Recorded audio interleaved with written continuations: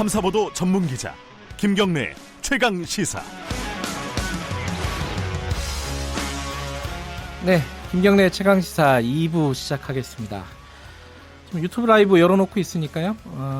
유튜브에서 KBS 1라디오 검색하고 들어오시면 됩니다. 시작한 지 얼마 안 돼가지고 손님 좀 모아야겠습니다. 세수하고 오신 거냐고 물어보는데 로션도 바르고 왔습니다. 면도도 하고요. 원래 면도 잘 안 하는데 이거 유튜브 때문에 면도를 하게 되는 이상한 일이 벌어지고 있습니다. 이 5분 동안 뉴스 나가면서 이 채팅을 할 수가 있겠군요. 제가 근데 로그인을 해야 되는데 구글 로그인이 좀 시간이 걸리잖아요. 내일은 로그인을 해서 여기 들어오신 분들하고 채팅을 한번 해보는 건 어떨까 하는 생각도 드네요. 욕만 먹을까 걱정도 되고요. 자, 2부에서는요. 어제 발표한 고 장자연 씨 사건 진상조사 결과를 좀 짚어보겠습니다. 대검 진상조사단의 김영희 변호사가 어제 언론과의 인터뷰에서 과거사위 결론이 너무나 참담하다 이렇게 얘기를 했습니다. 일부에서는 이 진상조사 왜 한 거냐 13달 동안 무려 진행이 됐는데 이런 얘기도 있고요. 현실적으로 이거 어쩔 수 없는 거 아니냐라는 반응도 있습니다. 직접 얘기 좀 들어보죠. 대검 과거사 진상조사단 김영희 총괄팀장 연결되어 있습니다. 안녕하세요. 네, 안녕하세요. 네, 네. 변호사님 어제 정관용의 시사자키 인터뷰에서였나요? 맞죠? 네. 거기서 조사단 결론하고 과거사의 결론이 너무 달라서 참담하다 이렇게 말씀하셨어요. 이게 정확히 무슨 뜻인지 먼저 좀 말씀을 좀 듣고 싶네요. 말씀하신 대로 저희 과거사 조사단이 네. 강제 수사권도 없고 소환에도 많은 어려움을 겪으면서 네. 굉장히 어려운 상황에서 네. 나름의 성과를 거뒀다고 생각을 했는데 네.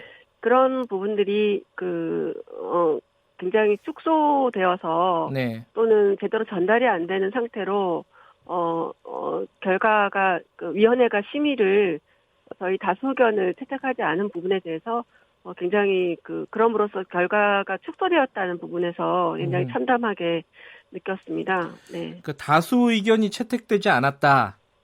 한 가지씩 좀 여쭤보죠. 일단은 여러 가지 수사에서 수사가 미진하다는 얘기가 보고서를 보니까 보도자료를 제가 쭉 읽어봤거든요. 네. 굉장히 여러 번 등장하는데 왜 수사가 미진했는지를 다시 수사를 해야 되는 거 아니냐라는 생각이 언뜻 들더라고요. 이 부분은 혹시 다수 의견으로 수사가 미진한 부분을 다시 한번 좀 수사를 해라라고 혹시 얘기를 했는데 과거사위가 이걸 안 받아준 건가요? 어떻게 된 건가요, 이거는? 먼저 수사가 미진하다는 표현과 관련해서도 네.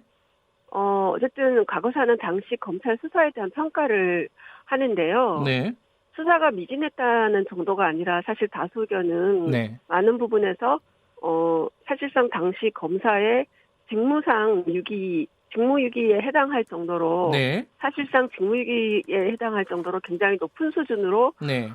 수사를 고의적으로는 몰라도 네. 거의 제대로 하지 않은 부분이 많았다라는 정도로 강하게 표현을 한 부분에 대해서 네. 그게 아니라 그냥 정도를 낮춰서 수사 미진이라는 정도로 결론이 나간 부분들이 있고 네. 그리고 수사 미진이든 당시 사실상 직무유기든 네. 수사가 잘못된 부분들에 대해서는 말씀하신 대로 수사가 또 어떤 범죄에 해당될 정도인지 여부에 대해서도 네. 수사가 되면 좋겠지만 그런 부분은 공소시효의 한계로 또 지금 와서 제대로 밝힐 수 없는 부분도 있고 네. 어떤 한계가 많았습니다. 네네. 일단 공소시효 문제는 현실적으로 어렵다 치더라도요. 아까 지금 방금 말씀하신 게 표현이 직무유기에 해당될 정도로 고의적인 수사 부실이 있었다. 네. 라고 다수 의견은 얘기했는데 실제로는 수사 미진으로 굉장히 수위가 낮춰져서 표현이 됐다. 이런 말씀이신가요? 그런 부분, 네. 고의적이라는 말은 저희가 하지는 않았지만 네. 굉장히 심각한 수사 미진 또는 사실상 직무유기에 해당될 정도다. 이런 이런 부분들이 빠진 채로 네. 소수 의견이었던 그냥 수사 미진 예. 이런 식으로 수위가 굉장히 낮춰서 나간 부분들이 많았습니다. 네. 그 직무유기에 해당될 정도로 수사가 미진했다, 부실했다라는 부분들은 구체적으로 한두 가지를 좀 말씀해 주시면 어떤 부분인 거죠? 예를 들어서 뭐 네. 통화 내역 확인 같은 부분도 네. 통상은 1년치를 하는데 네. 한 달치만 받다든지 아니면 어떤 특정인의 경우에는 이틀치만 받다든지 지금 말씀하신 건 조선일보 관련된 거죠? 네네 그런 네. 부분들입니다. 그리고 예. 뭐 하여튼 굉장히 당시에 봐야 될 수사를 해야 될 부분들을 안 한 부분들이 많았기 때문에 네.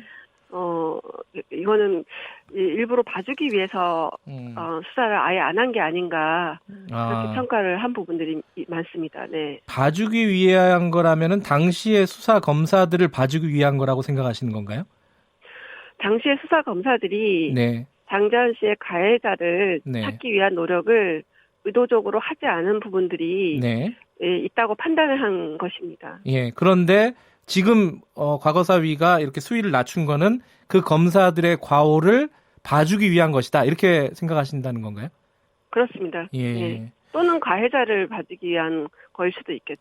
가해자를 봐주기 위한 정확하게 뭐 어떤 부분인지는 뭐 판단을 구체적으로 내리시기는 말씀드리기는 그런데요. 네. 어쨌든 두 가지가 다 있습니다. 네. 그러니까 가해자를 봐주기 위한 측면도 있고 네. 또 하나는 당시 수사 검사의 그 가오를 좀 묻어주기 위한 부분도 있고 네. 그런 결과가 되었습니다.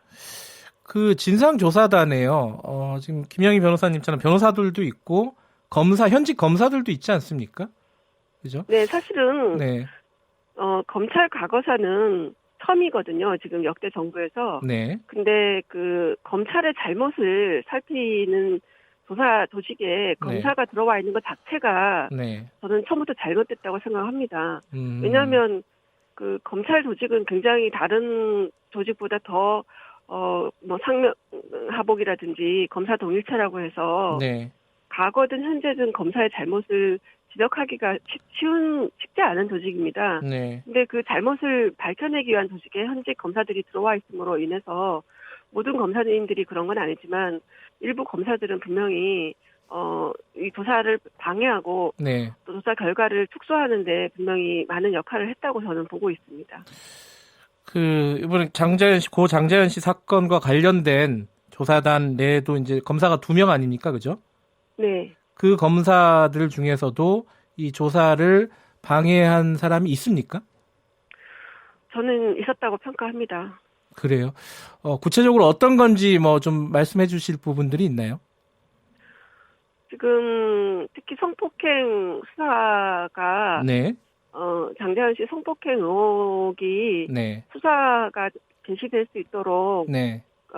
최소한 수사 여부를 검토할 수 있도록 하는 다수견에 대해서 네. 그것이 그 결론으로 채택되지 못하도록 네. 많은 노력을 기울인 부분이 있다 검사들이 그렇게 네. 저는 평가합니다. 특히 성폭행 의혹과 관련해서 검사들이 재수사 권고를 막았다 이렇게 보면 되는 건가요? 그런 노력을 상당히 했다고 저는 보고 네. 있습니다. 그 지금 말씀하신 거는 그 성폭행은 이제 특수강간 의혹 말씀하시는 건가요? 구체적으로는? 네, 그렇습니다. 약을 탄 술을 마시고 성폭행 당한 것으로 네. 그런 의혹이 제기가 됐는데 네. 그런 부분에 대해서 네. 만약에 그 진술이 사실이라면 네. 수사를 착수하는 게 왜냐하면 공소시효가 유일하게 거의 남아있을 수도 있는 부분인데 사건의 네. 본질과 관련해서 장자연 씨 피해와 관련해서요. 네. 근데 그런 부분에 대해서 수사를 아예 못하게 하려고 그런 노력들이 분명히 있었다고 저는 느끼고 있습니다. 네. 근데 그런 평가들도 있어요. 과거사 진상위원회에서 낸 자료에서도 나오는데, 이제 윤지호 씨의 어떤 진술이지 않습니까? 구체적으로는 그 특수강간 의혹과 관련해서는 그 부분에 좀 진술의 신빙성이 좀 떨어진다라는 뭐 생각을 갖고 있는 사람들도 있는 것 같습니다. 여기에 대해서는 어떻게 생각하시나요? 윤지호 씨 진술뿐만 아니라 네. 윤지호 씨는 정확하게 네.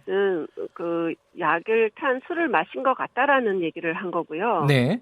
그리고 아마 자기가 없을 때 성폭행을 당하지 않았겠나 하는 추측을 한 것입니다. 그렇죠. 네. 근데 윤지호 씨 진술은 오히려 추측성이라고 한다면 네. 뭐 본인이 본 것은 사실관계에 부합하는 거는 사실관계에 관한 것은 약을 탄 술을 마신 것 같다. 왜냐하면 눈이 풀려 있었고 뭐 이런 진술인데 네. 오히려 윤지호 씨가 아니라 당시 매니저였던 유모 씨가 저희 조사단에게 처음 했던 진술은 네. 장자연 씨가 쓴 문건에 네. 성폭행을 심하게 당했다라는 내용도 썼었다는 겁니다. 아, 지금까지 남아있지 않은 문건이에요? 그렇죠. 처음에 예. 썼던 문건에 그런 내용이 있었다고 진술을 했고, 물론 네. 이거를 나중에 유모 씨가 진술을 번복했으나, 네. 그 처음에 했던 진술은 어쨌든 성폭행을 심하게 당했다라는 내용을 다른 사람도 아니고 장자연 씨가 문건에 남겼다는 진술이 있었고요. 그리고 네. 또 하나는 다른, 또 다른 A 씨가, 뭐라고 얘기했냐면, 그 당시 장자연 씨 문건에 술에 약을 탔다라는 내용도 네. 있었다고 문건을 봤던 이모 씨가 그런 내용을 불러줬다라는 진술이 또 하나 있습니다. 네. 그래서 오히려 윤지호 씨 진술은 자기는 약을 탄 술을 마신 것 같다라는 거를 봤다라는 진술인 반면에 네. 그 유모 씨 진술은 성폭행을 당했다고 장자연 씨가 문건에 썼었다는 거고 굉장히 중요한 진술이죠. 네, 그리고 네. 또 하나는 또 장자연 씨 문건에 술에 약을 탔었다는 내용이 있었다는 또 다른 이 두 명의 진술이 있기 때문에 네. 이 진술을 저희 조사단으로서는 도저히 그냥 넘길 수 없는 중요한 진술이고 네. 저희 조사단은 굉장히 한계가 많기 때문에 네. 이 부분과 관련해서 추가적으로 수사를 해야 되지 않냐. 수사기관이 판단해서 이 부분은 강제수사권이 있는 수사기관에 좀 기록을 넘겨서 봐달라는 그런 취지였습니다. 그런데 그거를 받아주지 않은 거네요, 사실상. 그죠? 네네네, 그렇습니다. 그게 이제 다수 의견이라고 하셨잖아요. 예, 그렇습니다. 그 조사단의 다수 의견인데 소수인 검사들의 의견을 과거사위가 더 중요하게 받아들였다. 이렇게 보면 되겠네요, 지금은. 그렇습니다. 소수 의견을 채택했는데 사실은 과거사위원회는 그동안 네. 조사단의 조사 결과를 존중하고 네. 다수 의견을 항상 거의 대부분 결론으로 채택했는데 네. 장자연 사건에서 유독 검사들의 소수 의견을 왜 결론으로 대부분 채택했는지는 네. 굉장히 용납하기 힘든 부분입니다. 또 구체적으로 청취자분들도 많이 궁금해하실 부분이 장자연 리스트라고 이른바 이것이 있느냐 없느냐가 또 쟁점 중에 하나였는데요. 이 부분에 대한 결론도 좀 모호하게 났어요. 이거 어떻게 받아들여야 됩니까? 그 부분 역시 검사들의 소수 의견인데 네. 다수 의견은 리스트는 있었던 것으로 판단하고 네. 장자연 씨가 작성했던 것으로 보이고 네. 그 리스트는 피해 사실과 관련된 것으로 보인다라는 게 다수 의견인데 네.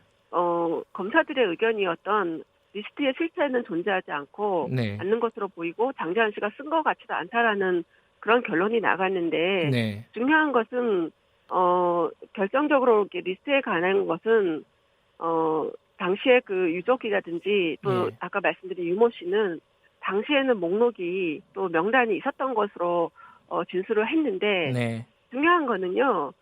이 쟁점이 뭐냐면 이름만 따로 놓아놓은 부분이 있는지 네. 여부이지 지금도 그 유족분도 진술을 보면은 그 이름들이 있었다는 걸 부인하는 것이 아니라 지금 와서 진술이 번복된 부분은 이름이 따로 모아놓은 것이 아니라 서술형으로 되어 있었다. 네.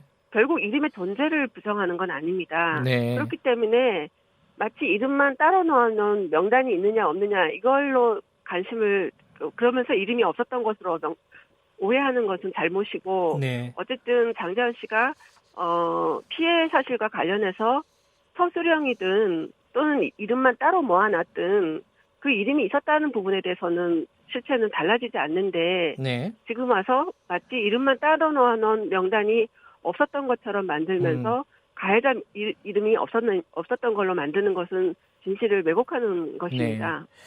조선일보도 잠깐 얘기해 봐야 될 것 같은데요. 일단 좀 뭐 여러 가지 쟁점들이 있지만은 예컨대 방정호 전 TV조선 사장과 관련된 통화 기록이 삭제가 됐지 않았습니까? 근데 삭제가 됐는지 여부도 정확하게 밝히지 못했어요. 이번에 맞죠? 제가 말씀드리는 게? 그 부분과 관련해서도 저희는 조사 결과에 담았고요. 예.